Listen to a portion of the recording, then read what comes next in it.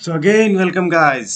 तो जैसा कि मैंने आपको कहा था कि मैं आपको एनसीईआरटी पूरा पढ़ाने वाला हूँ ना। तो चलिए आज हम लोग एनसीईआरटी एक्सरसाइज क्वेश्चंस करेंगे। कौन से चैप्टर की? Electric charges and fields. ठीक है, होप सो कि आपने चैप्टर को रिवाइज कर लिया होगा अच्छे से। चलिए, तो बिना टाइम वेस्ट किए शुरू करते हैं पहला अपना क्वेश्चन। ठीक है, ये आपका एनसीईआरटी का पहला क्वेश्चन है। ऑलमोस्ट मैंने आपके सारे एग्जाम्पल्स कवर कर चुके हैं जो आपके एनसीईआरटी में है। ठीक है, तो आप एक काम कीजिएगा ना, तो जो भी मैंने एग्जाम्पल छोड़ा है वो आप एक काम कीजिए, कमेंट सेक्शन में मेंशन कर दीजिएगा जिसमें आपको डाउट आ रहा है। ठीक है, वो मैं आपको फिर से करवा दूंगा। चलिए,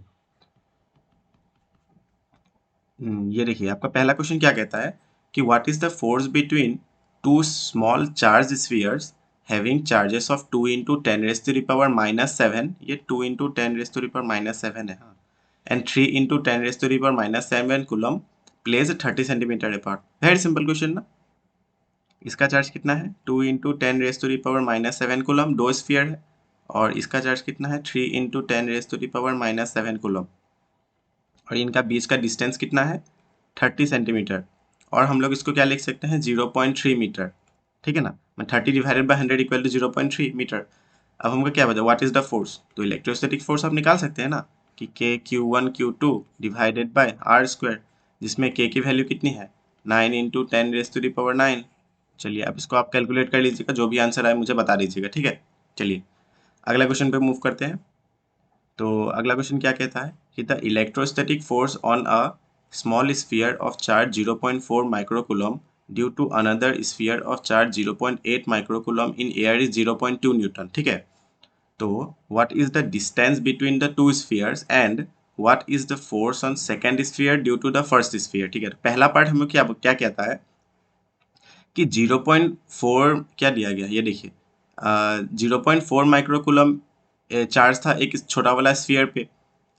ड्यू टू उसके बाद पूछा गया है कि इतना अगर और एक स्फीयर पे इतना चार्ज आ जाए तो दोनों के बीच में अगर इलेक्ट्रोस्टैटिक फोर्स इतना है तो दोनों के बीच का डिस्टेंस कितना होगा। ठीक है, ओके। देखिए, तो पहला पार्ट सॉल्व करते हैं। 0.4 माइक्रोकूलम ये स्फीयर पे, 0.8 माइक्रोकूलम ये स्फीयर पे। इसको पहले आप एक काम कीजिएगा, जब भी माइक्रो साइक्रो सब तो उसको स्टैंडर्ड यूनिट्स में पहले कन्वर्ट कर लीजिएगा। तो ये क्या आ जाएगा? 0.4 into ten raise to the power -6 coulomb, और जी 4 into ten raise to the power -7 coulomb. ठीक है, ये क्या आ जाएगा? -8 into ten raise to the power -7 coulomb. Okay, और इनका बीच का डिस्टेंस हमें पूछा गया है तो हम इसको आर ले लेते हैं। और हमें क्या दिया गया है? Electrostatic force equal to 0.2 newton. Okay, तो हमें क्या पता है? Electrostatic force equal to k Q1 Q2 divided by r square equal to 0.2 मिल गया। के का वैल्यू इसमें आपको के का वैल्यू पता है। Q1 आपको पता है 4 into ten raise to the power -7। Q2 पता है 8 into ten raise to the power -7। आपको आर निकालना है, तो आर क्या आ जाएगा? अंडर रूट ऑफ के Q1 Q2 डिवाइडेड बाय 0.2। इसको सॉल्व कीजिएगा, जो आंसर आए बता दीजिएगा। अच्छा, इसका सेकेंड पार्ट रह गया ना। सेकेंड पार्ट क्या बोला है कि what is the force on the second sphere due to the first. तो मुझे एक बार बताइए कि मैंने आपको एक बार बताया था ना कि अगर ये पहला वाला स्फीयर ये दूसरे वाले स्फीयर पे, देखिए अगर एक चीज एक जैसे न्यूटन भी बोलता है ना कि मैं इसको 10 से धक्का मारूंगा, तो ये भी तो 10 से धक्का मारेगा ना, तभी ना दोनों रुकेगा। नहीं तो ये अगर धक्का ज्यादा मारेगा तो चला जाएगा ना। ठीक है कि नहीं? ये देखिए, अगर ये स्फीयर पे इतना चार्ज लगा इतना फोर्स लगा रहा है तो ये भी उस पे उतना ही फोर्स लगाएगा ना। समझे? दोनों फोर्स तो इक्वल लेना पड़ेगा ना, इक्वल रहता है, दोनों फोर्स इक्वल लेना पड़ेगा, नहीं तो एक तो मूव करके ले जाएगा ना उस स्फीयर को।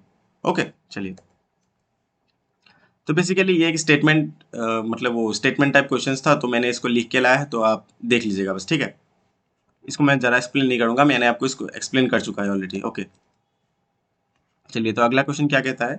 ये भी देखिए, ये भी स्टेटमेंट टाइप क्वेश्चन है। आपको पूछा गया है कि फ्रिक्शन के ऊपर ऐसे दो बॉडी रिजर्व करने से कैसे कैसे चार्ज अपीयर, तो आप इसको पढ़ लीजिएगा, बस पढ़ लीजिएगा तो आपको समझ में आ जाएगा। ठीक है, ओके, अगला क्वेश्चन। देखिए, बेसिकली मैं आपको यहाँ पे ना क्वेश्चन कैसे सॉल्व करते हैं ना वो अप्रोच सिखा रहा हूँ। बेसिकली ये मैं नहीं सिखा रहा हूँ कि आंसर कैसे लिखते हैं। ठीक है, बोर्ड्स में आपको आंसर अच्छा से लिखना पड़ेगा, वो आपको इंग्लिश के ऊपर डिपेंड करता है। ठीक है, आपको अगर समझ में आ जाएगा ना तो आप आंसर ऐसे भी लिख दो।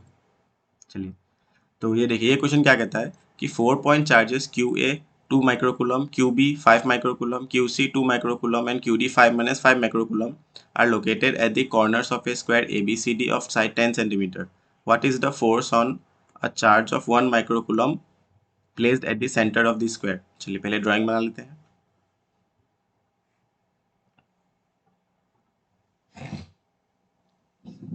देखिए ये क्या है, यहाँ पे है QA, QA इक्वल टू कितना माइक्रोकूलम, तो पहले इसको क्या कीजिएगा स्टैंडर्ड यूनिट में कन्वर्ट कीजिएगा, 2 इंटू 10⁻⁻⁶ कूलम। ये क्या है QB कितना है -5 इंटू 10⁻⁻⁶ कूलम। ये क्या है QC कितना है 2 इंटू 10⁻⁻⁶ कूलम।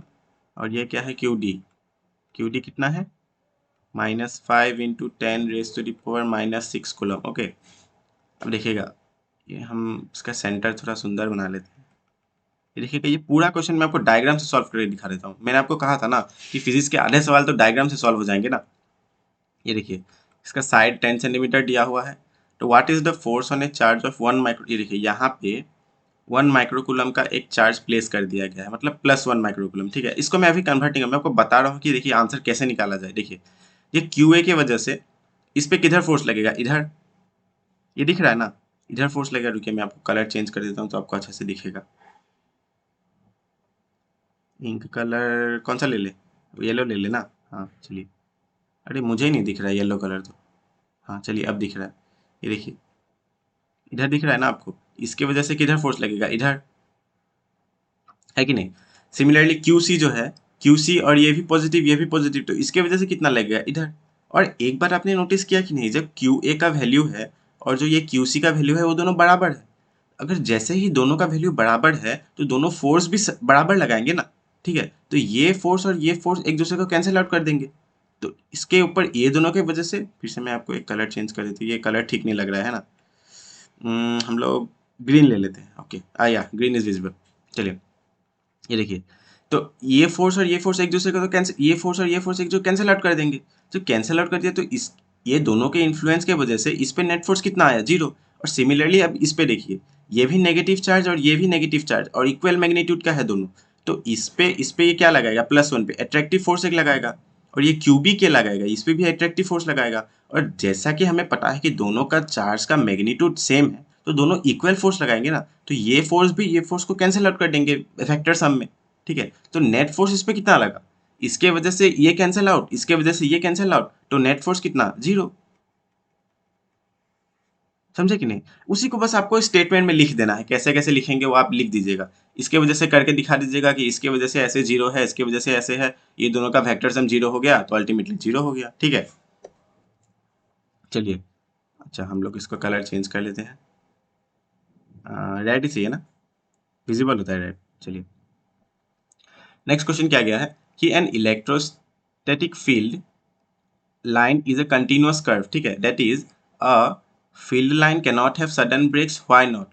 ये देखिए, ये इसको मैं सोचा था कि मैं इसको लिख के लाऊं, बट मैंने सोचा कि आपको समझा देता हूँ तो सही रहेगा। देखिए मान लीजिए कि ये इलेक्ट्रिक फील्ड है, यहाँ पे ब्रेक हो गया, ये इलेक्ट्रिक फील्ड है, यहाँ पे ब्रेक हो गया, ये इलेक्ट्रिक फील्ड है, यहाँ पे ब्रेक हो गया। तो हमें क्या पता है कि जैसे कोई भी एक इलेक्ट्रिक फील्ड में अगर एक चार्ज पार्टिकल आएगा ना, जैसे मान लीजिए पॉजिटिव चार्ज, तो in the direction of electric field इस पे फोर्स लगता ही रहेगा ना। तो मान लीजिए अगर जब ये चार्ज पार्टिकल यहाँ पे आएगा, तो यहाँ पे तो इलेक्ट्रिक फील्ड का कोई इन्फ्लुएंस ही नहीं है ना ये रीजन में, तो ये क्या होगा अल्टीमेटली, यहाँ पे तो उसको कुछ इन्फ्लुएंस, ये स्टॉप हो जाएगा ना यहाँ पे। ठीक है, लेकिन ऐसा तो होगा नहीं ना, क्योंकि क्या पता हमें क्या पता है कि इलेक्ट्रिक फील्ड में वो कंटिन्यूअसली एक बॉडी मूव करते रह जाता है जहां तक इलेक्ट्रिक फील्ड का इन्फ्लुएंस रहता है। ठीक है, तो इसीलिए ये ब्रेक हो ही नहीं सकता कभी। अगर ये ब्रेक हो गया तो ये पॉसिबल ही नहीं, ये ब्रेक हो गया ना तो ये क्या बॉडी ऐसे जाएगा, यहाँ से जाएगा यहाँ पे रुकेगा, यहाँ से जाएगा फिर यहाँ पे रुकेगा, ऐसा पॉसिबल नहीं है ना। ठीक है, समझ में आ गया कि क्यों ब्रेक नहीं हो सकता। और दूसरा वाला तो मैंने आपको समझा ही दिया था कि why two field lines can never cross each other. कि देखिए अगर दो क्रॉस कर जाएंगे इलेक्ट्रिक फील्ड लाइन, तो इसका टेंजेंट हमें क्या रहता है, इलेक्ट्रिक लाइन्स ऑफ फोर्स। अगर इसका टेंजेंट हमें डायरेक्शन देगा तो एक पॉइंट पे हमारे पास दो डायरेक्शन वन पॉइंट पे पॉसिबल नहीं है ना, एक पॉइंट पे एक ही डायरेक्शन हो सकता है। ठीक है, चलिए अगला मूव करते हैं। 2 point charges QA 3 microcoulomb and QB minus 3 microcoulomb are located 20 centimeter apart in vacuum. ठीक है, जैसा जैसा आप पढ़ेंगे वैसा वैसा डायग्राम बनाते चाहिए. QA कितना 3 microcoulomb means 3 into 10 raised to the power minus 6 coulomb. दूसरा क्या है QB कितना minus 3 into 10 raised to the power minus 6 coulomb. Distance कितना है दोनों के बीच में? दोनों के बीच का डिस्टेंस कितना है? 20 सेंटीमीटर इन वैक्यूम. उसके बाद क्या गया कि what is the electric field at the mid point O of the line joining A B of the two charges. मतलब ये यहाँ पे ये मिड पॉइंट पे पूछा गया है. ठीक है, मान लीजिए ओ इसका मिड पॉइंट है, तो ओ पे मान लीजिए क्यू ए क्या है? Positive charge. तो क्यू ए के वजह से किधर फोर्स लगेगा? किधर लगेगा? क्यू ए के वजह से इधर फोर्स लगेगा कि नहीं? क्योंकि इसका इलेक्ट्रिक फील्ड क्यू ए इस पे इधर फोर्स लगाएगा. ठीक है, सॉरी इलेक्ट्रिक फील्ड मतलब कि फोर्स नहीं, मतलब क्यू ए इलेक्ट्रिक फील्ड ऐसे प्रोड्यूस करेगा ना, ये पॉजिटिव चार्ज है. और क्यू बी का इलेक्ट्रिक फील्ड कैसे रहेगा? ये नेगेटिव चार्ज है. तो क्यू बी का इलेक्ट्रिक फील्ड ऐसे रहेगा कि नहीं? समझ में आ रहा है? क्योंकि इलेक्ट्रिक फील्ड क्यू ए से जनरेट होता है, मतलब पॉजिटिव चार्ज से जनरेट होता है और नेगेटिव चार्ज पे मिल जाता है ना. तो अल्टीमेटली कैसा है इलेक्ट्रिक फील्ड? ऐसे. तो क्यू ए के वजह से ये पॉइंट पे इलेक्ट्रिक फील्ड कितना होगा और कौन से डायरेक्शन में होगा? ये डायरेक्शन में. और वैल्यू कितना होगा? के क्यू ए बाय ये डिस्टेंस कितना है? 10 सेंटीमीटर.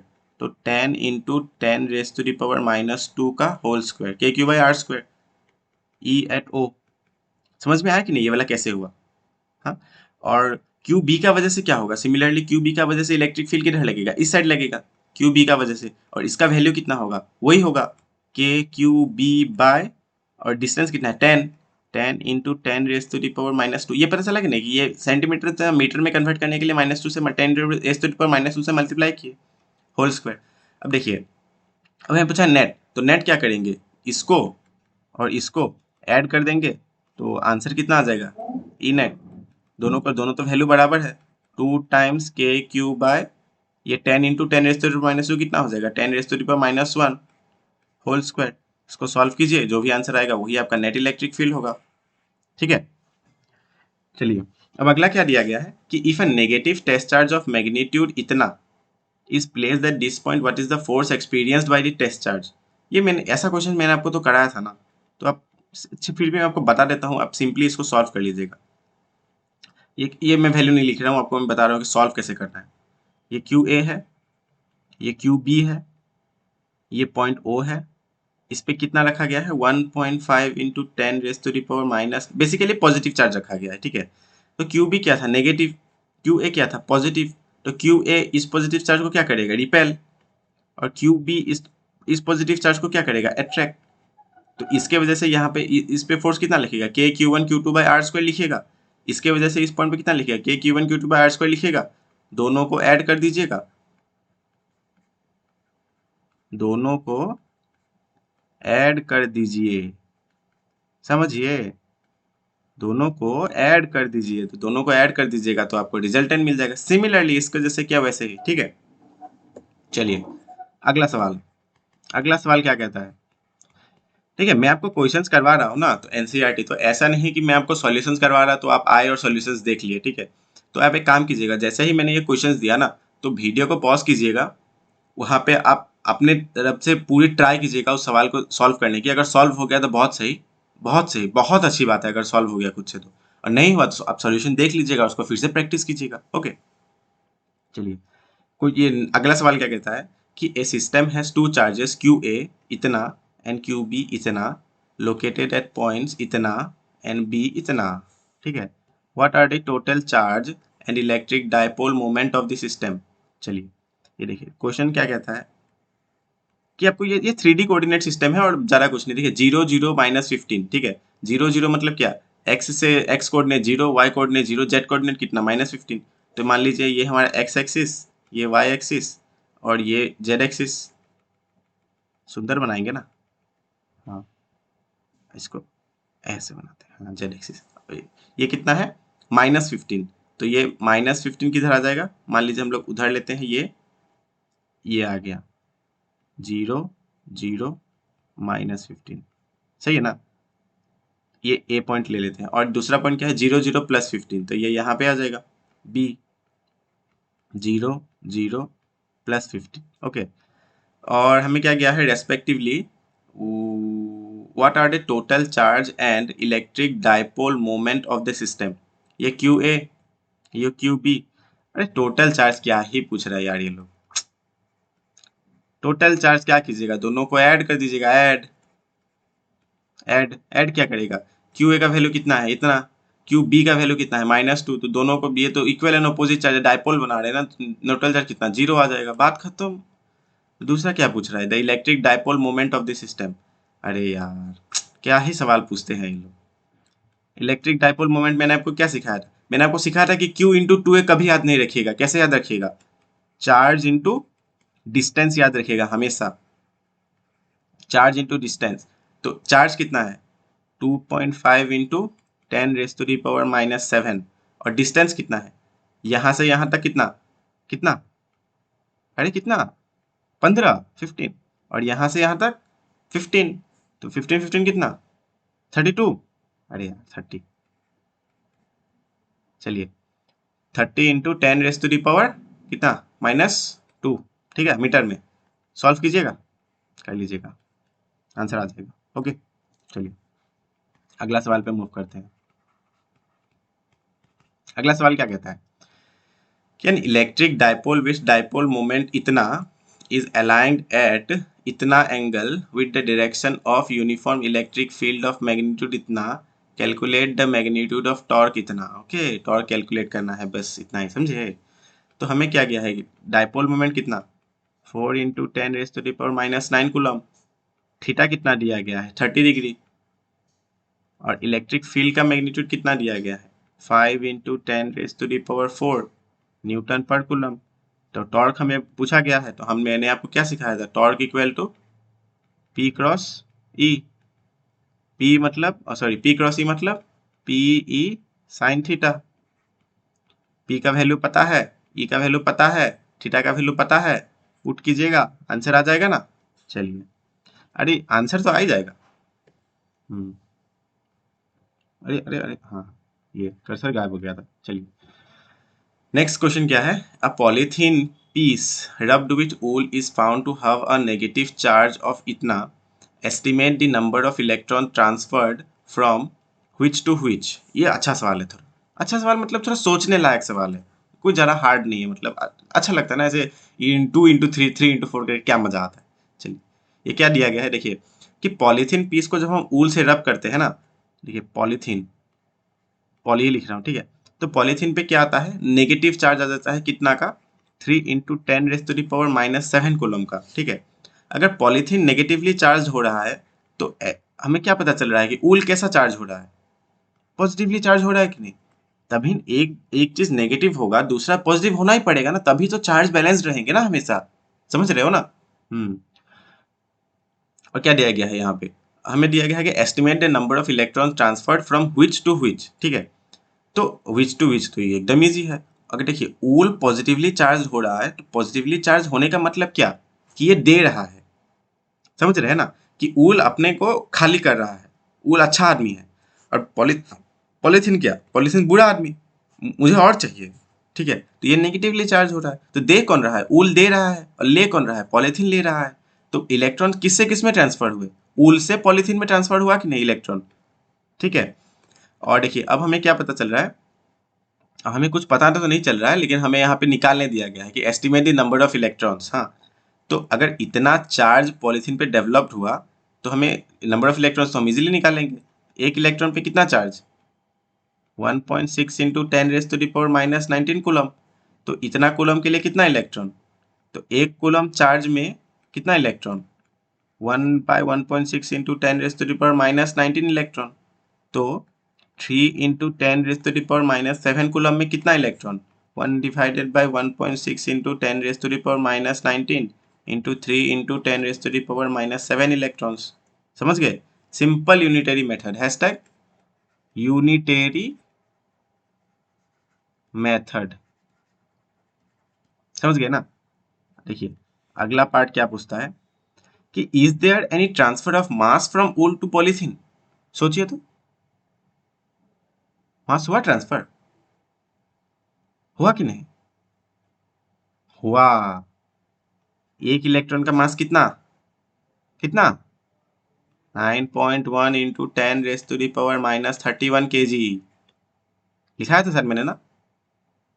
अच्छा नहीं लिखा होगा तो अभी पता चल जाएगा। चलिए, mass of one electron, mass of one electron कितना 9.1 इंटू 10⁻31 kg। और यहाँ से आपको क्या मिलेगा कि n मिल जाएगा ना, कि नंबर ऑफ इलेक्ट्रॉन्स कितने, नंबर ऑफ इलेक्ट्रॉन्स मिल जाएंगे यहाँ से। तो टोटल मास ट्रांसफर्ड आप कितना लिख दोगे? तो टोटल मास ट्रांसफर कितना लिख दोगे? Number of electrons multiplied by mass of one electron.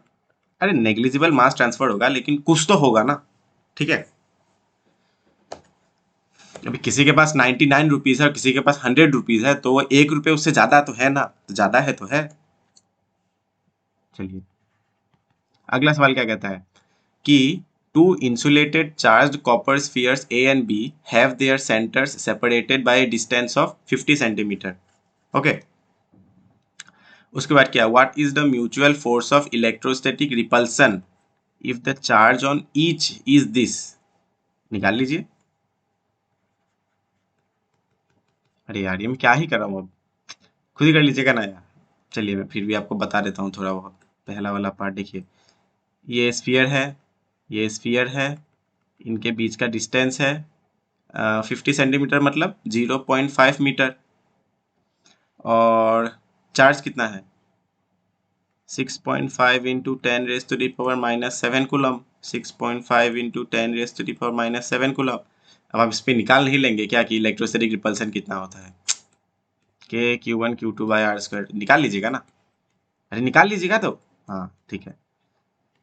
चलिए बी क्या बोलता है कि what is the force of repulsion if each sphere is charged double the above amount and the distance between them is halved. ये सवाल थोड़ा सही है, क्योंकि ऐसा सवाल क्या करते हैं वो लोग कि पहला वाला पार्ट नहीं पूछ के ना, कि ऐसा दूसरे वाले पार्ट से बनवा देते हैं। और ये जेई में भी पूछते हैं, नीट में भी कभी कभार पूछ देते हैं, कभी कभार नहीं बहुत बार पूछते हैं। चलिए मान लीजिए कि हमें ए से जो रिपल्सिव फोर्स आया उसका वैल्यू था एफ। चलिए तो उसके बाद हम क्या करेंगे, बी में एफ के टर्म्स में आंसर निकाल देंगे। ओके चलिए अब हमें क्या किया गया कि चार्ज को डबल कर दिया गया, मतलब क्यू जो था, मतलब नया जो क्यू डैश आएगा वो कितना आएगा 2 टाइम्स क्यू हो जाएगा कि नहीं। इसको हम लोग क्यू पकड़ लेते हैं, तो क्यू डैश कितना 2 टाइम्स क्यू। और डिस्टेंस इज हाफ्ड, इसको पकड़ लीजिए, हम लोग आर ले लेते हैं, इसको आर, तो आर डैश कितना आ जाएगा r/2।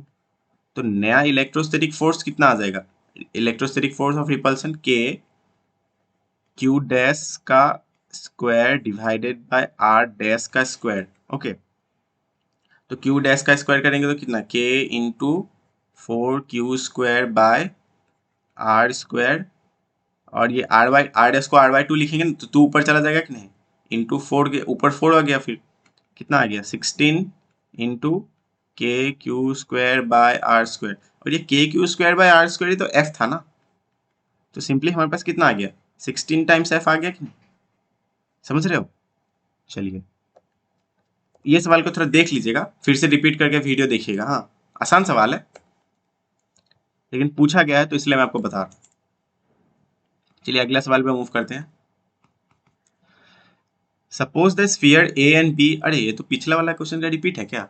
अरे नहीं नहीं, have identical sizes, a third sphere of the same size but uncharged is brought in contact with the first, then brought in contact with the second and finally removed from both। चलिए मैं अब ये English छोड़िए, मैं आपको हिंदी में समझाता हूँ कि देखिए ये हमारे पास 2 स्फीयर थे पहले से, थे कि नहीं, ठीक है। इस पे चार्ज जो भी था वो मैं मैटर नहीं करता हूँ, मैं इस पे क्यू लेके चलता हूँ। इस पे इनिशियली चार्ज क्यू था, इस पे भी मान लीजिए चार्ज क्यू था।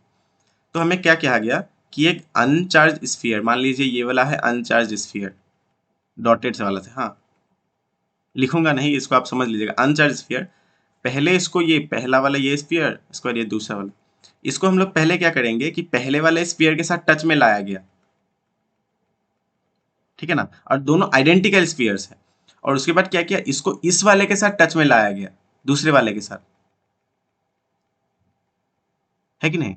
तो देखिए जब ये चार्ज था पहला वाला और ये वाला अनचार्ज स्फीयर था, तो क्या होगा, इससे दोनों हमें क्या पता है कि चार्ज कंजर्व रहता है, तो इससे इसमें चार्ज ट्रांसफर दोनों बराबर सेम दोनों पे चार्ज बराबर ट्रांसफर हो जाएगा कि नहीं। तो इस पे अगर चार्ज क्यू था, इस पे चार्ज 0 था, तो अल्टीमेटली फाइनली कितना, दो ऑब्जेक्ट बना, तो अगर हम दोनों को टच करेंगे तो इस पे कितना आ जाएगा चार्ज, पहले वाला पे Q/2। समझ रहे हो ना, क्योंकि इस पे Q था, इस पे 0 था, तो Q प्लस 0 और डिवाइडेड बाय कितना, दो बॉडीज तो 2, तो चार्ज कितना आ गया Q/2। तो इस बॉडी पे चार्ज कितना हुआ Q/2 और अनचार्ज वाले पे चार्ज कितना हो गया Q/2। अब इस पे ऑलरेडी हमारे पास Q/2 है, ठीक है, और ये Q/2 से हम लोग ने फिर से Q को टच किया, तो फिर से भी अब कम किस पे है, अभी भी तो कम इस पे है ना, ये वाले पे, और ये वाले पे अभी भी ज्यादा है, तो चार्ज फ्लो होगा, तो फ्लो होगा तो एवरेज आ जाएगा ना दोनों पे, तो एवरेज कितना हो जाएगा Q/2 plus Q divided by total 2, तो ये कितना आ जाएगा 3Q/4। तो मतलब अब कितना आ गया, जो मान लीजिए ये वाला जो अनचार्ज था, ये वाला जो अनचार्ज कितना चार्ज आ गया, 3Q/4 आ गया ना। और ये पहले, और ये फर्स्ट स्फीयर पे चार्ज कितना बचा, फर्स्ट स्फीयर पे कितना बचा चार्ज Q/2, और सेकेंड स्फीयर पे कितना बचा 3Q/4। समझ रहे ना कि 3Q/4 कैसे हो गया, समझ रहे, सेकेंड स्फीयर पे चार्ज कितना बचा 3Q/4। उसके बाद हमें क्या पूछा कि what is the new force of repulsion between A and B. अभी तो निकाल ही लोगे ना कि ये चार्ज आ गया, ये चार्ज आ गया, तो KQ1Q2/r² कर दीजिए, डिस्टेंस तो सेम ही है ना। चलिए हो गया, सवाल खत्म। ये सवाल थोड़ा अच्छा है, नीट में पूछ सकता है, क्योंकि नीट आजकल एनसीईआरटी बेस तो गजब ही उठा रहा है। ये देखिए क्या गया है कि बेसिकली हमें क्या किया कि ये एक इलेक्ट्रिक प्लेट दिया, हाँ, 3 charge particles in electrostatic field में रख दिया, मतलब फेंक दिया गया, और 3 चार्जेस का हमें साइन पूछा गया है, और पूछा गया कि चार्ज बाय मास रेशियो किसका सबसे ज़्यादा होगा, ठीक है। तो सिंपली अब देखिए ना कि इधर में ये देखिए इधर में पॉजिटिव है, इधर में नेगेटिव है, तो पॉजिटिव को कौन अट्रैक्ट करेगा, नेगेटिव, और नेगेटिव को कौन अट्रैक्ट करेगा, पॉजिटिव। तो मतलब वही, तो ये देखिए ये मान लीजिए पॉजिटिव, मान लीजिए नहीं है ही पॉजिटिव, तो इस अट्रैक्ट कौन कर रहा है, ए और बी, तो ए और बी का साइन क्या हो गया, नेगेटिव। समझ गए ना। और देखिए ये नेगेटिव है, और नेगेटिव की तरफ कौन आ रहा है, पॉजिटिव, तो सी का साइन क्या हो गया, पॉजिटिव। अब हमें पूछा गया है कि चार्ज बाय मास रेशियो ज्यादा क्या होगा, तो हमें देखिए मास के बारे में कोई इंफॉर्मेशन ही नहीं दिया गया है, तो हमें क्या कंसिडर करना पड़ेगा कि तीनों का मास सेम है। ओके, मास सेम है, अगर इंफॉर्मेशन नहीं है तो सेम है, ऑप्शन नहीं है ना आपके पास। देखिए इनको मेंशन करना चाहिए था कि तीनों या तो इलेक्ट्रॉन है या तो प्रोटॉन है, उन्होंने बस चार्ज पार्टिकल्स बोल के मेंशन कर दिया, ठीक है। तो चार्ज पार्टिकल्स आप पकड़ लीजिए, इलेक्ट्रॉन ही है या प्रोटॉन ही है, कुछ भी है, एक इसको ए और बी को इलेक्ट्रॉन पकड़ लीजिए, सी को प्रोटॉन ही पकड़ लीजिए, क्या दिक्कत है, मास सेम है। अब देखिए ये तो डिपेंड करेगा ना कि अब चार्ज पे डिपेंड करेगा कि Q/m किसका ज्यादा होगा। अब मुझे एक बात बताइए कि जो लड़की सबसे ज्यादा सुंदर रहेगी, सबसे लड़का उसके तरफ ही सबसे ज्यादा अट्रैक्ट होगा ना। भाई बेसिकली आप लोग ने आप लोग अब उसको डिफाई करेंगे कि नहीं, ये आजकल शक्ल सूरत नहीं देखी जाती, ये दिल देखा जाता है कि कितने सुंदर है, अरे वो सब कहने की बातें हैं, ठीक है। मैं आपको प्रैक्टिकल लाइफ में बता रहा हूँ। चलिए वो सब आप जब होंगे तब देखा जाएगा, तो अभी मैं आपको बस जब जनरल समझ के बोलिए ना, ठीक है, कि सुंदर लड़की की तरफ क्या होगा, ज़्यादा लड़के अट्रैक्ट होंगे, ज़्यादा अट्रैक्ट होंगे ना। तो मान ये देखिए, इस पे अभी ये अट्रैक्शन ये भी जा रहा है, इस पे अट्रैक्शन ये जा रहा है, ये सुंदर लड़का है पॉजिटिव वाला, अरे नहीं यार लड़कियां बुरा मान जाएगा, अरे चलो ये लड़की है, पॉजिटिव वाली क्या है, लड़की, ठीक है। और ए वाला क्या है, ये सब नेगेटिव वाला सब लड़के हैं, ए और बी नेगेटिव वाले सब लड़के हैं, तो सुंदर लड़की की तरफ लड़के अट्रैक्ट हो रहे हैं। और ये नेगेटिव क्या है, ये सुंदर लड़का है, बहुत सुंदर, सुंदर लड़का कौन होता है, जैन मलिक, जैन मलिक का नाम सुने होंगे, हाँ जैन मलिक, कोरियन, आजकल कोरियन के फैन है सब, ठीक है। तो इसके तरफ क्या होगा, ज़्यादा लड़कियां अट्रैक्ट हो रही है, तो आपको अब ये देखना है कि ज़्यादा अट्रैक्ट कौन हो रहा है। अब देखिए ए और बी और सी में सबसे ज़्यादा अट्रैक्ट कौन हो रहा है, सी हो रहा है कि नहीं, आपको क्लियरली दिख रहा है ना कि सबसे ज़्यादा बेंट हो रहा है सी, ठीक है। तो चार्ज सबसे ज़्यादा किस पे होगा, क्लियरली सी पे होगा, तभी तो वो सबसे ज़्यादा अट्रैक्ट हो रहा है ना, ठीक है। तो अगर क्यू, इस पे सी पे सबसे ज़्यादा चार्ज है, मास सबका सेम है, तो Q/m सबसे ज़्यादा किसका हुआ, सी का, ऑब्वियस, ठीक है। चलिए अगले सवाल पे मूव करते हैं। अगला सवाल क्या कहता है, consider a uniform electric field इतना आई कैप डायरेक्शन में। चलिए बना लेते हैं। कितना दिया गया है इलेक्ट्रिक फील्ड, 3 इंटू 10, इसको 103 इसको 3 इंटू 10⁻³ है, हाँ, न्यूटन पर कूलम। पूछा क्या गया है कि what is the flux of this field through a square of side 10 centimetre whose plane is parallel to y z plane. ये देखिए, ये वाई एक्सिस पतला करके बनाते हैं, और ये मान लीजिए ऐसे स्क्वायर प्लेट रखा गया है, वाई जेड प्लेन में ऐसे ऐसे स्क्वायर प्लेट को रख दिया गया है ऐसे, ठीक है, और यहाँ से ऐसे इलेक्ट्रिक फील्ड जा रहा है। तो सिंपल है ना, तो इसका एरिया वेक्टर किधर होगा, इधर एरिया वेक्टर, हाँ। और हमें क्या पता गया है कि फ्लक्स, मैंने आपको क्या पढ़ाया था कि फ्लक्स क्या होता है, ई डॉट ए, हाँ। तो इलेक्ट्रिक फील्ड आपको दिया गया है, एरिया वेक्टर दिया गया है, दोनों का बीच में एंगल कितना है, थीटा कितना है, 0।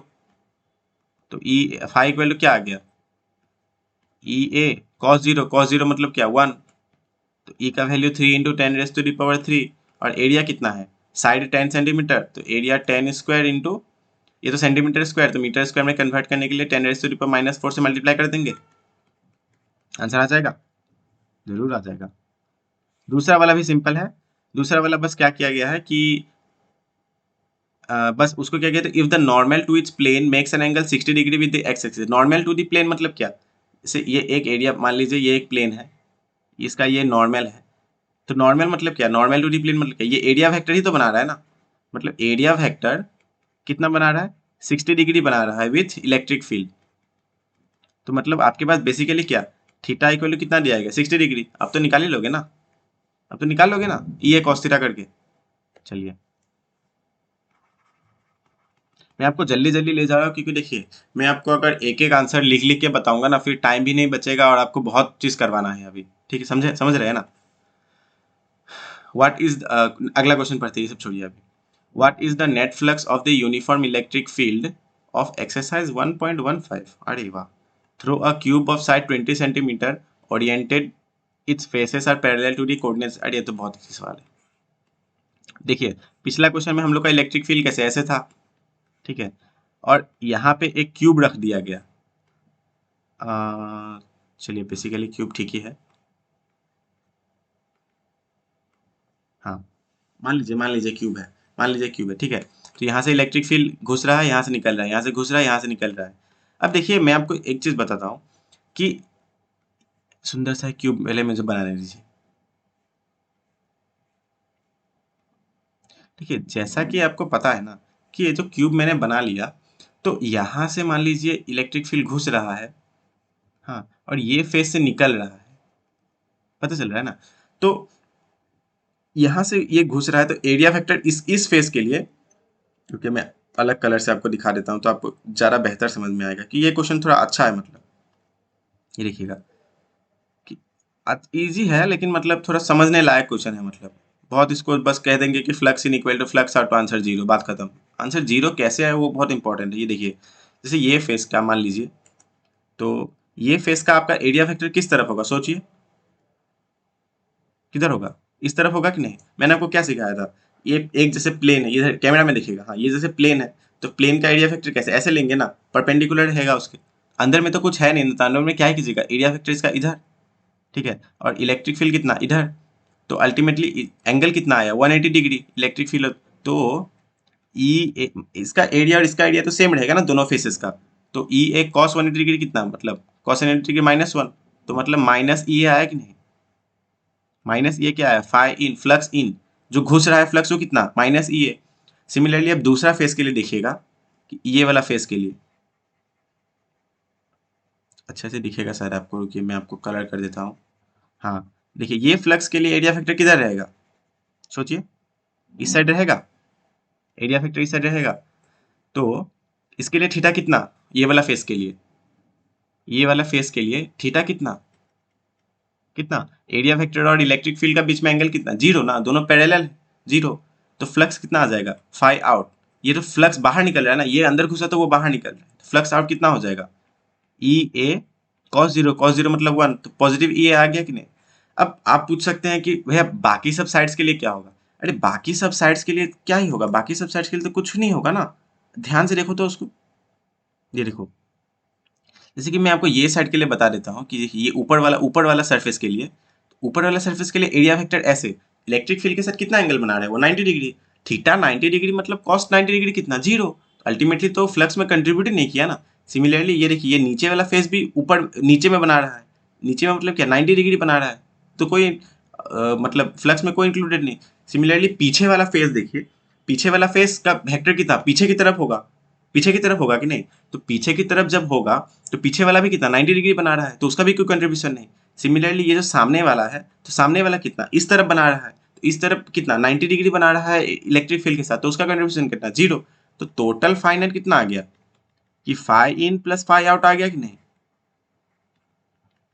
और एक आप शॉर्टकट जैसे याद रख लिएगा कि अगर एक कोई भी बॉडी का, जैसे मान ली स्क्वायर प्लेट है जो भी, अगर उसका स्क्वायर प्लेट, जैसे स्क्वायर है बा रेक्टेंगुलर प्लेट जो भी है, अगर वो इलेक्ट्रिक फील्ड के साथ पैरेलल हो जाए ना, उसका प्लेन वेक्टर नहीं, एरिया वेक्टर नहीं, उसका प्लेन अगर पैरेलल हो जाए तो उसके अंदर से फ्लक्स हमेशा जीरो होगा। अरे उसके अंदर से इलेक्ट्रिक लाइन्स तो पास ही नहीं करेंगे ना, समझे। थिकनेस सिक्स के बारे में बात नहीं कर रहा हूँ मैं, थिकनेस लेके बात नहीं कर रहा हूँ, थिकनेस लोगे तो वो क्यूब बन जाएगा। मैं बस एक प्लेन सीट की बात कर रहा हूँ। ओके, तो फाइन कितना आया आपके पास, माइनस ई ए, और फाई आउट कितना आया, प्लस ई ए।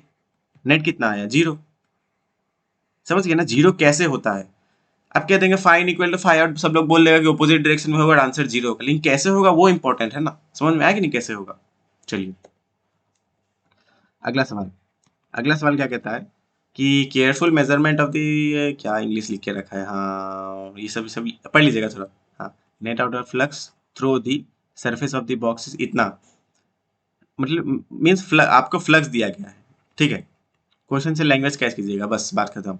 फ्लक्स कितना, electric flux 8 into 10⁻³ newton metre square पर कूलम। और पूछा क्या गया है, what is the net charge inside the blocks. अरे यार इतना इजी सवाल नहीं करो क्या, चलिए कर देता हूँ। हमें क्या पता है कि फ्लक्स का फॉर्मूला क्या होता है, Q enclose by epsilon not, एक फॉर्मूला होता है कि नहीं, समझ रहे हैं। आपके पास यहाँ पे ये गिवन है, क्यू एनक्लोज निकालना है, एप्सिलॉन नॉट का वैल्यू कितना कितना 8.854 इंटू 10⁻⁻12, समझ रहे। तो क्यू एनक्लोज कितना आ जाएगा, electric flux into epsilon not, multiply कीजिएगा, आंसर निकालिएगा। ओके, बी वाले पार्ट चलिए देखते हैं क्या है। बी वाला क्या पार्ट क्या बोल रहा है कि if the net outward flux through the surface of the box were zero, could you conclude that there were no charges inside the box. मतलब कि क्या बोल रहा है कि अगर नेट आउटवर्ड फ्लक्स जीरो होता तो क्या हम ये बोल सकते हैं कि अंदर बॉक्स का अंदर कोई चार्ज नहीं था, ऐसा संभव है क्या, नहीं है ना संभव। मान लीजिए ये बॉक्स है, ठीक है, हमें क्या पता है कि फ्लक्स क्या, क्यू एनक्लोज्ड, क्यू एनक्लोज मतलब क्या, total charge enclosed inside the box कितना है। देखिए जीरो भी हो सकता था, कोई भी चार्ज नहीं भी हो सकता था, ये भी पॉसिबिलिटीज है, लेकिन जरूरी नहीं ना ऐसा ही हो, समझ रहे ना, ऐसा ही हो ये भी जरूरी नहीं है। मान लीजिए यहाँ पे मैं +3Q एक चार्ज रख दूंगा और मैं एक -3Q चार्ज रख दूंगा अंदर में, तो नेट अंदर में क्यू एनक्लोज कितना आ जाएगा, जीरो हो गया कि नहीं। तो इसके वजह से भी तो फ्लक्स जीरो हो गया ना। तो ये भी आपको समझना पड़ेगा कि जरूरी नहीं है कि अंदर में चार्ज जीरो ही हो, समझ रहे, जरूरी नहीं है। अंदर में पॉजिटिव नेगेटिव अगर बराबर हो तो सम कितना आ जाएगा, जीरो, इट्स फाइन ना। तो अगर सम जीरो आ गया तो क्यू एनक्लोज टोटल कितना, जीरो, तो फ्लक्स कितना, जीरो। चलिए आप उसको अंग्रेजी में बना के लिखते रहिएगा, आप अंग्रेजी में क्या है कुछ भी लिख दीजिएगा। चलिए ए पॉइंट, अगला क्वेश्चन क्या है कि a point charge +10 microcoulomb is at a distance 5 centimetre directly above the centre of a square of side 10 centimetre as shown in the figure. अरे फिगर नहीं बनाएगा, चलिए हम फिगर बना देते हैं। उसका क्या है, what is the magnitude of electric flux through the square. देखिए ऐसा सवाल आपको जेईई में नीट में बहुत पूछा गया है कि इसको करने का शॉर्ट एक मतलब बहुत ही बेहतरीन तरीका होता है, ठीक है। मैं आपको बता देता हूँ, ये देखिए ये स्क्वायर प्लेट है, कितना साइड, साइड 10 सेंटीमीटर, हाँ, और इसका सेंटर से 5 सेंटीमीटर ऊपर एक 10 माइक्रो कूलम का एक चार्ज रखा हुआ है, इसको हम लोग कन्वर्ट कर लेते हैं कितना, 10 इंटू 10⁻⁻6 कूलम हो जाएगा, मतलब 10⁻⁻5 कूलम हो जाएगा ना, ठीक है, 10⁻⁻5 कूलम, फाइन। अब देखिए कि हमें निकालना है कि ये स्क्वायर प्लेट से फ्लक्स कितना जाएगा। अब ये देखिएगा, ये पॉइंट चार्ज के वजह से तो सब डायरेक्शन में इलेक्ट्रिक फील्ड प्रोड्यूस हो रहा है ना, हो रहा है। तो हम क्या करेंगे, सिंपल क्या करेंगे कि एक सिमेट्रिसिटी एक बना लेंगे, सिमेट्रिसिटी एक सिमेट्रिक बॉक्स जैसा बना लेंगे। मान लीजिए ये हम एक क्यूब बॉक्स बना लेंगे, ठीक है, ये क्यूब बॉक्स बना लेंगे।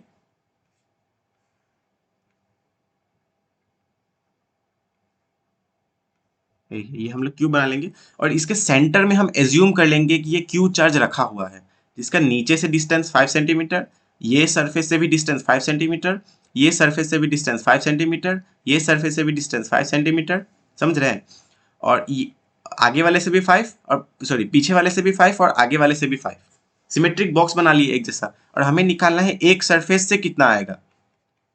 हाँ, तो अब हमें क्या पता है कि कोई भी बॉडी के अंदर अगर एक चार्ज एनक्लोज्ड है तो फ्लक्स कितना आ जाता है, क्यू एनक्लोज कितना है, Q divided bye epsilon not, ठीक है। और ये सब फेस तो बराबर है ना, मैंने एक क्यूब बनाया है ना, तो सब फेसेस क्या साइड कितना 10 सेंटीमीटर साइड है सबका। तो अगर सब फेसेस बराबर हैं और टोटल इतना है, नंबर ऑफ फेसेस कितना है, नंबर ऑफ फेसेस कितना है 6, तो 6 फेसेस से क्यू बाय एप्सिलॉन नॉट अगर फ्लक्स है तो एक फेस इधर देखिएगा, एक फेस से कितना हो जाएगा, एक फेस से कितना हो जाएगा, q by epsilon naught into 1/6 हो जाएगा कि नहीं, equal to q divided by 6 epsilon naught. ये समझ में आया कि नहीं। अगर 6 से इतना हो रहा है तो एक से कितना होगा, मान लीजिए 6 से हम लोग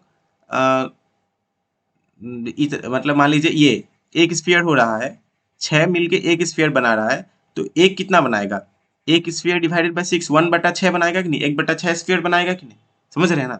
चलिए यही था, ऐसा ही आपको दे देगा कि, लेकिन आपको क्या करना है, आपको ऐसा एक देखिए, ऐसा सवाल ये लोग बहुत करते हैं कि ऐसा क्या करते हैं कि हेमिस्फीयर समथिंग, कभी कभी ये लोग क्या करते हैं हेमिस्फीयर दे देते हैं, ये देखिए ऐसा हेमिस्फीयर आपको दे देंगे और हेमिस्फीयर के कहेंगे कि यहाँ पे हेमिस्फीयर का सेंटर पे एक चार्ज रखा हुआ है क्यू, और पूछेंगे आपसे कि ये यहाँ से ये फ्लक्स कितना होगा इसके सरफेस से। तो अब क्या करेंगे, इसको एक स्फीयर बना लेंगे, समझे, एक स्फीयर बना लेंगे तो टोटल स्फीयर का ये सेंटर में चार्ज आ गया, तो स्फीयर से कितना चार्ज आ जाएगा, क्यू बाय एप्सिलॉन नॉट हो जाएगा कि नहीं, फ्लक्स टोटल फ्लक्स कितना हो जाएगा, क्यू बाय एप्सिलॉन नॉट। तो अगर ये ऐसा सिमेट्रिक हम लोग दो हेमिस्फीयर बनाए ना, तो दो हेमिस्फीयर से इतना, तो एक हेमिस्फीयर से कितना हो जाएगा, क्यू बाय 2 एप्सिलॉन नॉट हो जाएगा कि नहीं। ये समझ रहा है कि नहीं आप। देखिए ये अगर ये क्वेश्चन समझ में नहीं आया ना तो मुझे बताइएगा, मैं इसके ऊपर और एक वीडियो बना दूंगा, ज़्यादा नहीं 2-3 मिनट का एक शॉर्ट वीडियो, जैसे कि ऐसा ऐसा क्वेश्चन आपको कितना पूछा गया है उसके ऊपर मैं एक सॉल्व एक्सरसाइज बना, 10-8-9 तो पूछे गए होंगे आराम से, ठीक है। चलिए अगला सवाल,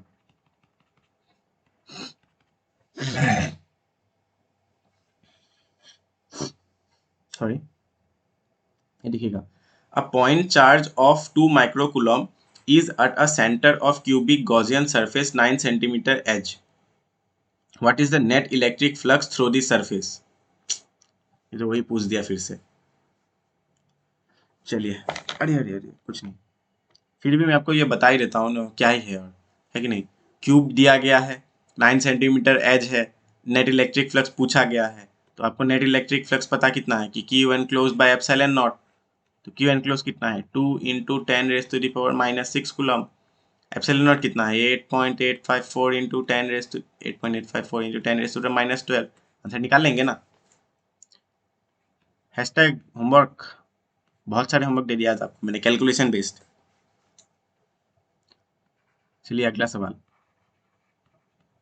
अगला सवाल क्या कहता है कि a point charge causes an electric flux of इतना to pass through a spherical Gaussian surface of 10 centimetre radius centred on the charge, ठीक है। पहला क्वेश्चन क्या है, if the radius of the Gaussian surface were doubled how much flux would have been pass through the surface. अरे बेकार सवाल पूछ रहे हैं यार, है कि नहीं। देखिए मान लीजिए कि ये स्फीयर था, इसका रेडियस था 10 सेंटीमीटर, मान लीजिए इधर से कुछ फ्लक्स मतलब इससे कुछ फ्लक्स हमें मिल रहा था फाई, यहाँ पे कुछ चार्ज रखा हुआ है तो यहाँ से हम लोग को कुछ एक फ्लक्स फाई मिल रहा था। तो आपको क्या पूछा गया है कि अगर हम लोग ये रेडियस को ना 20 सेंटीमीटर कर देंगे तो क्या इसका फ्लक्स चेंज होगा? अरे क्यों होगा?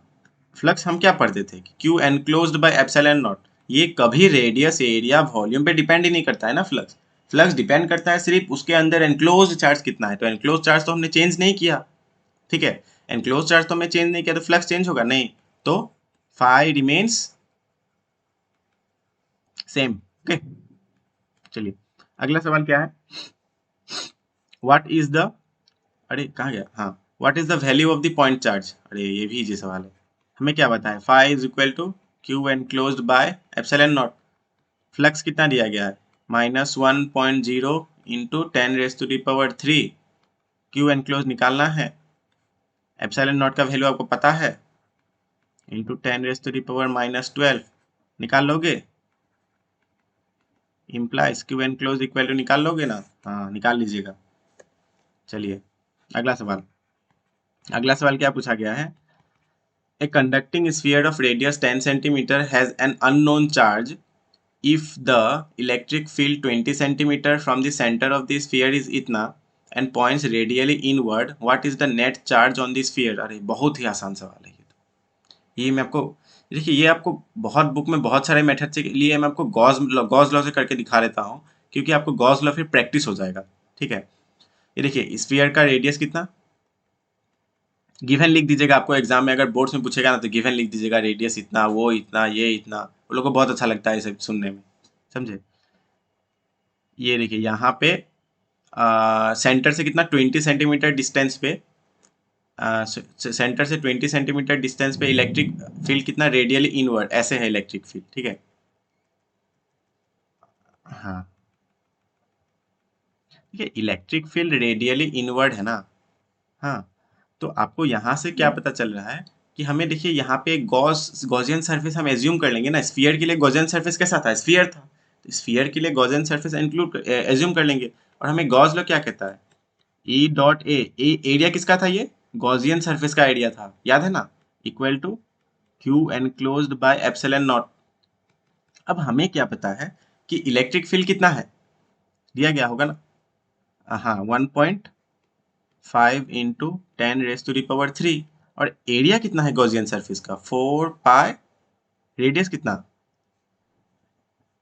20 इंटू 10⁻⁻² का स्क्वायर। ये क्लियर रहना पड़ेगा, इसको मीटर में कन्वर्ट कर लीजिएगा अच्छा से, हाँ ये गॉसियन सरफेस का एरिया है क्योंकि ये वाला, हाँ।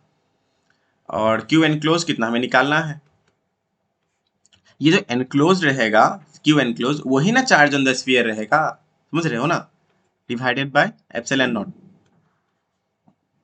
अब तो क्या ही है, अब तो बच्चा वाला सवाल है, क्यू एनक्लोज निकाल लेंगे ना मल्टीप्लाई करके, 1.5 into 10⁻³ into 4 pi into 4 into कितना आ जाएगा 10⁻² इंटू 8.854 इंटू 10⁻²। चलिए इसको सॉल्व कर लीजिएगा, आंसर बस कैलकुलेशन थोड़ा देख लीजिएगा, ठीक है। चलिए अगला सवाल, अगला सवाल क्या कहता है कि a uniformly charged conducting sphere of 2.4 metre diameter has a surface charge density ये, find the charge on the sphere. अरे बहुत इजी सवाल है ये तो, हमें सरफेस चार्ज डेंसिटी, हम मैंने आपको क्या पढ़ा था कि सरफेस चार्ज डेंसिटी हम लोग कैसे लिखते हैं, एरियल चार्ज व सरफेस चार्ज मतलब एरियल चार्ज जैसा हुआ ना, तो सरफेस चार्ज डेंसिटी क्या सिग्मा से लिखते हैं।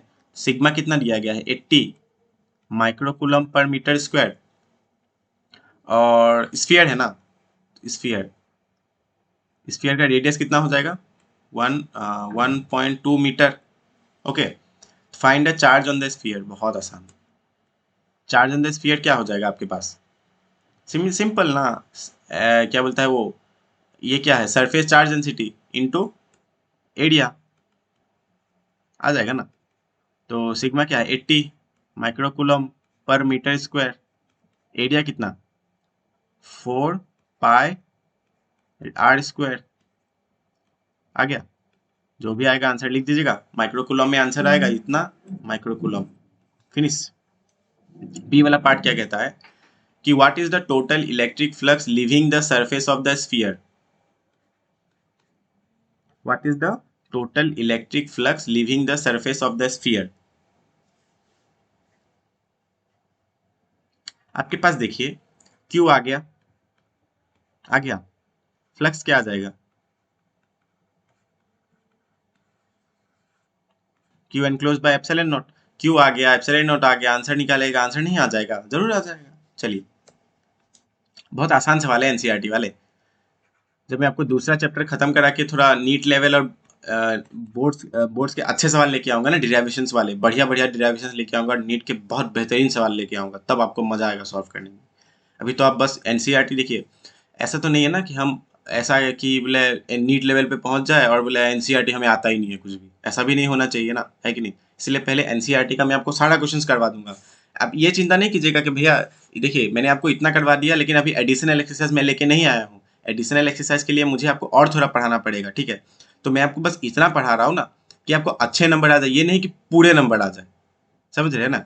बोर्ड्स में आपके एडिशनल से क्वेश्चन नहीं पूछते हैं, और एडिशनल से अगर कुछ सवाल पूछेंगे मैं, तो मैंने आपको जितना थ्योरी बताया है ना उसे सब कवर हो जाएंगे। उम्मीद है कि आप जरूर बना लेंगे। चलिए, अगला सवाल क्या कहता है कि an infinite line charge produces a field ये at a distance 2 centimetre, calculate the linear charge density. ये मैंने आपको फॉर्मूला लिखवाया था कि electric field due to a infinitely line charge at a distance D कितना होता है, lambda by 2 pi epsilon naught into D होता है ना। तो इलेक्ट्रिक फील्ड कितना दिया गया, 9 इंटू 10⁻⁴। लेमडा क्या है, लीनियर चार्ज डेंसिटी निकालना है, 2 pi epsilon naught into D, distance कितना है 2 सेंटीमीटर, 2 सेंटीमीटर मतलब 2 इंटू 10⁻⁻² मीटर। अब इससे लेमडा निकाल लीजिएगा, ठीक है। सॉरी, थोड़ा सर्दी हो गया है इसलिए बीच बीच में थोड़ा रुकना पड़ता है। चलिए, two large thin metal plates are parallel and close to each other. On their inner faces, the plates have surface charge densities of opposite sign and magnitude इतना. What is electric field in the, ये electric field है हाँ, in the outer region of the first plate, outer region of the second plate, between the plates। ये थोड़ा अच्छा सवाल है, समझने लायक है। कैपेसिटर जब पढ़ेंगे ना तो आपको ये सवाल और अच्छे से समझ में आएगा कि ऐसा होता क्यों है। देखिए, यहाँ पे ये इनसाइड है और ये इनसाइड ही पकड़ ली, ये भी इसका ये इनसाइड, ठीक है। तो इनसाइड में आपको क्या दिया गया है, सरफेस चार्ज डेंसिटी, इसका प्लस, इसका एक का पॉजिटिव एक का नहीं, तो इसका प्लस सिग्मा ले लेते हैं और इसका माइनस सिग्मा ले लेते हैं। और आउटर में कोई चार्ज है क्या, आउटर सरफेस में क्यू कितना है, 0। तो आउटर सरफेस में जब क्यू 0 है तो कोई इलेक्ट्रिक फील्ड नहीं होगा ना आउटर सरफेस में, होगा क्या, नहीं होगा ना। तो पहले वाले आंसर का क्या आंसर, 0। जब चार्ज ही नहीं तो इलेक्ट्रिक फील्ड का क्या मतलब, दूसरे वाले में क्या 0। और तीसरा वाला क्या पूछ रहा है कि between the plates electric field कितना होगा। इलेक्ट्रिक फील्ड कहाँ, प्लस से माइनस मूव करता है, ठीक है। और हमें क्या पता है कि एक एक स्क्वायर प्लेट की वजह से इलेक्ट्रिक फील्ड कितना होता है, सिग्मा बाय 2 एप्सिलॉन नॉट। पढ़ा था ना मैंने कि एक प्लेट की वजह से इलेक्ट्रिक फील्ड कितना होता है, और डिस्टेंस डिपेंडेंट नहीं होता है ना, तो सिग्मा बाय एप्सिलॉन नॉट, मतलब ये प्लेट की वजह से sigma bye epsilon not, similarly ये प्लेट की वजह से सिग्मा बाय एप्सिलॉन नॉट। तो ई नेट कितना आ जाएगा, sigma bye 2 epsilon, sorry sigma bye 2 epsilon not, sorry sigma bye epsilon not बोला क्या मैंने, तो गलती कर दिया था, sigma bye 2 epsilon not, sigma bye 2 epsilon not plus sigma bye 2 epsilon not, net कितना आ गया, सिग्मा बाय एप्सिलॉन नॉट। आपके पास सिग्मा दिया गया है, जी बिल्कुल, एप्सिलॉन नॉट पता है, जी बिल्कुल, आंसर आ जाएगा, जी बिल्कुल।